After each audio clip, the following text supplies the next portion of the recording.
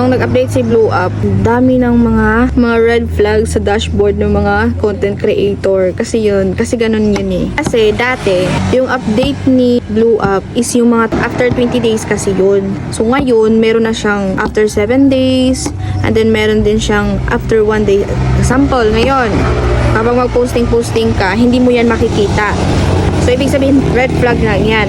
So, kapag after, so example, bukas na, doon mo na malalaman, doon mo na makikita yung mga engagement mo, yung mga views mo, yung mga followers mo, yung mga, basta lahat, doon mo na makikita.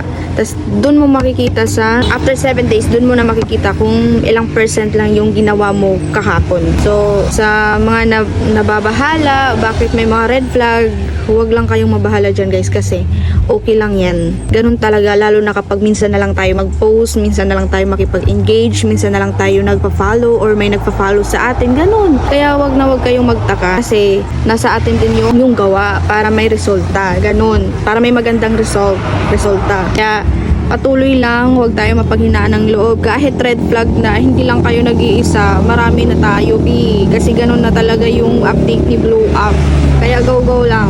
Kaya wag nyo kakalimutan makipag-engage, and then at wag din kalimutan mag-post. Yun lang. Let's go.